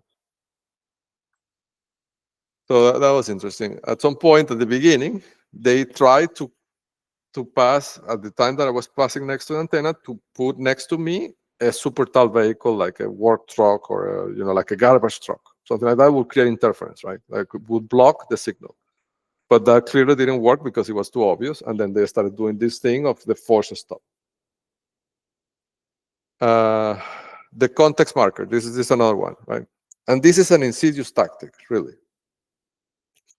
I'm going to say it because maybe it can help. It's insidious because it's hard to see, right, for any external observer. So the idea is the following, right? So there are a set of agents that are in the know of things that are personal to the target. Like, for example, what type of drink you like, or what type of dog you have, right? And the technique is to signal between them, I'm an important player, by holding something that is important to the target, that only people in the know will know. So for example, like 2 months ago, when they brought that middle-aged, like he's probably like around 50 years old man to the Valley Side area, he looks Russian, like he's probably FSB. He's a specialist. Like I was told this by the Venezuelan informant. He's a specialist that was brought in with the Indian on the corner, from India, right? The two of them were brought in to help manage the crisis, right? So this man that looks Russian, is around 50 years old, and looks a little bit like Michael Schlee from Goldman. Like he has that look, right? And the way he walks, he looks very similar. So he's walking the dog that looks exactly like Danger, like my dog, like a little bit taller. But so that the dog is a marker, right? It's a marker to tell all the other agents that don't know him that he's a key player, right? And the marker is a marker because I have a dog that looks very similar to that dog, right? So only people in the know that are like deeply tied to the operation know this. And when they see this man walking with this dog, they know this is a key player. This is coming here to help us, right? To help us manage this problem we are in. But it's an insidious tactic because, if the FBI is watching, they would not know the relationship between that dog and my dog, right? That they look the same. Only they know because they have me under heavy surveillance for years. Um, but it's also a weakness, right? Because being a target, when you see something that is too familiar to you, and when I mentioned the familiar names pattern that the pipeline picked up, I don't know, a year ago, right? I think that is an implementation of this. Right? That's the reason why Sulay Marcano is named Sulay Marcano, because it's a way to signal to the others that she is a key player, right? Because she's taking my last name, right? It's like I'm cloning something that is important to the target, right? And there was an instance in which the situation was high tension. And to give an example, right? They brought an agent that was dressed exactly in the same way as me. And so when I saw that, I took notice of that, right? Because I know how the thing works, and I've known this for many months, right? Like, I mean, the context target thing. I've known this for many months, but I haven't said it because I don't want to give them any advantage, right?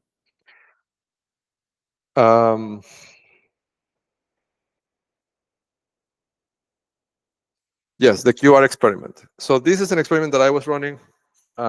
This is how I came to the conclusion of the computer vision tracking, right? That they have with this magical device they have on the cars. So I don't know if anybody has been watching this spectacle for the last few weeks, you would see that at some point I mounted on the SUV kind of what do you call that? Like a magnetic decal, right? Actually, 6 of them that had a QR code that, if you photograph it, takes you to the website for the book. Sorry. In reality, right? If I look at that objectively, I would think that was a stupid move. Why? Well, because that QR code matches to an URL, and that's a unique identifier. Right? So even with a simple phone, anybody can track you by tracking the QR code. But in reality, I did that as an experiment. What I did was I would add or remove black things from the QR code. So I would basically make the QR code, the QR code, usable or unusable as I wanted. And what I was testing with this experiment was their tracking capabilities. And I could see with statistical significance that if I made the QR code unusable by adding black things to the QR code, they had to position the cars way closer to me. But if I had the QR code in a working state, they could track me from more meters away because they were tracking really the QR code, right? So if I made the QR code unusable, they had to use the native visual tracking of the device. But if the QR code was in a usable state, then the system, of course, was more precise because they were tracking with the same cameras, the same system, but they were tracking the QR code, not the type of vehicle and the features of the vehicle, but the QR code is easier, right? From far behind, from far away. So I wanted to explain that QR code experiment. Uh,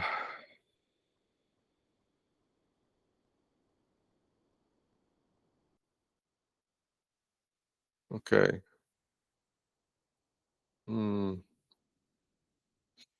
Yes, I have a note here to ask a question about thinking about Enrique Morales and all the sequence that I just told you. You know how the Sun Tire and Auto shops identified as part of the network where the Fort Bend County Police services their vehicles. It would be interesting to see if Enrique Morales took that Durango to any of those service centers. Right? To, for example, have it blocked to, well, so when he was having the conversation with me, the 7 could hear what I was saying. I don't know, it's just a lead, an investigative lead. Another thing I wanted to mention is in some areas in Katy, these are cul-de-sacs or areas that are secluded, like, no outlet kind of streets. Some of them, where some top dogs are, they have cameras that are license plate readers that are mounted on county property, not on the property of the agents, but like on the sidewalk on public property, on public land. So I imagine this has to have permission from the Fort Bend County, right, to install these cameras. They look like flock cameras. I don't know if you've seen that. Let me show you what they look like. I don't know if they're flock though. I didn't see the logo, but they look like that.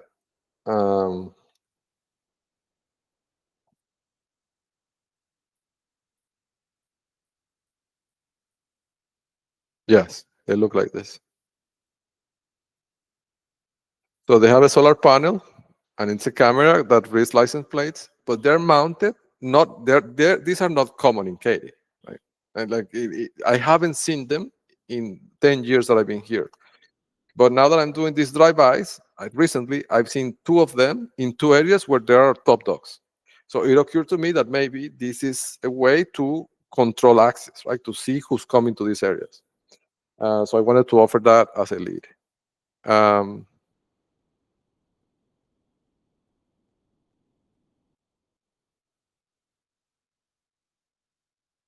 Oh, I think I put the video here. Let me see.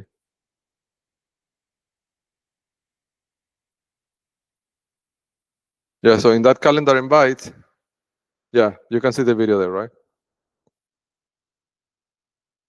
Yeah, so it's in Google Cloud.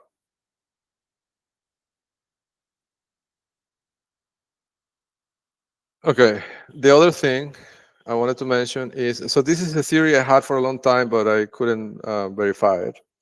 But let's go to Bandera branch.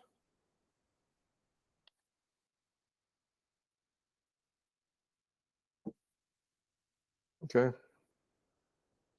So one thing to note is that they changed the number of this house.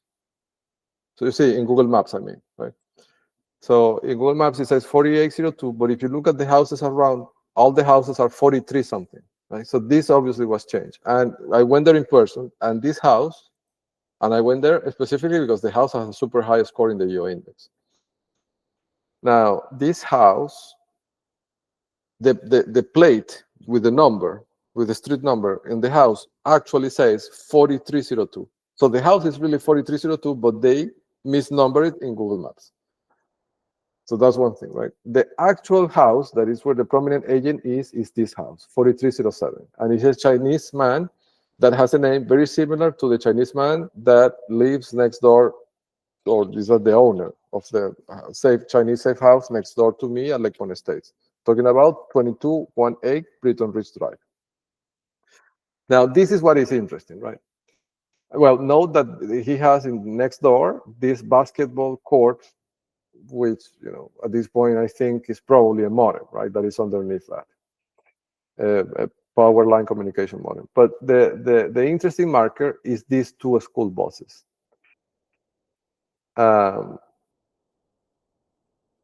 So the hypothesis, this is a hypothesis, right? I cannot definitely prove this, but I have things that suggest strongly that this is the case. The hypothesis is that these 2 buses are not real. I mean, the buses were not photographed by the satellite in there. They were placed there as a marker to signify that the house in between the two bosses, meaning this house, is a very important person. Right? And this hypothesis comes from measuring the shadows of the bosses. So the shadows seem inconsistent. I mean, if the two bosses were present in the same street in there at the same time where the photograph was taken, the dimensions of the shapes relative to the bosses should be the same, because the sun is in the same place. It's the same time, right? It's the same place, the same time, the same angle, the same sun. But for some reason, the shapes are not the shades. I'm talking about the shades created by the bosses themselves are not consistent. The angles it's like the two bosses were photographed in two different times of the day, right? And there they were put together by editing the photo. Right? So that kind of hints to that hypothesis of that they position things on the photos as markers that are not really there, right? Like cars, for example. Another example of sorry, I should have told you this before, the context marker, right? Well, the one that I was describing, the agent with the dog that looks like my dog, right? That walks in front of my house valley side, and he started doing this like 2 months ago, right? And I've never seen that man before in 10 years. Another example of that is this house, which is important.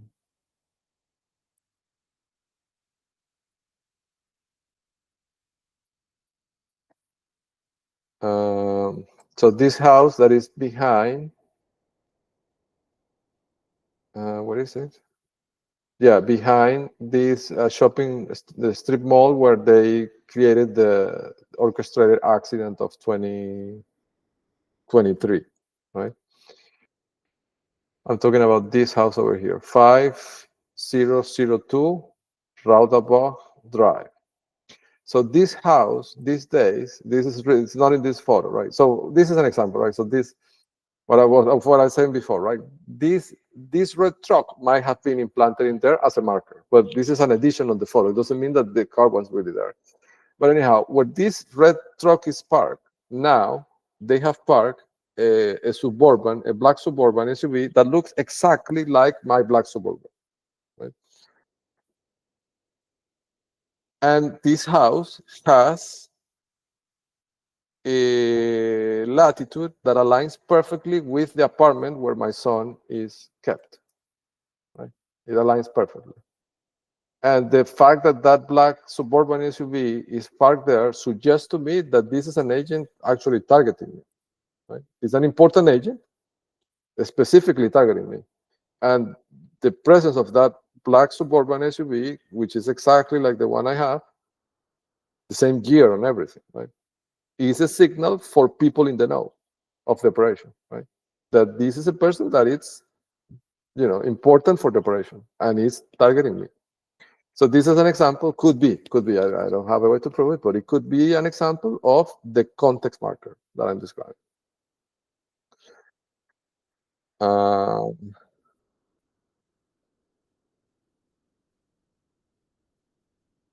Okay, and the last observation was today, right, in this state of panic that they have, or they are today. They did a strange thing, which was this, Britton Ridge.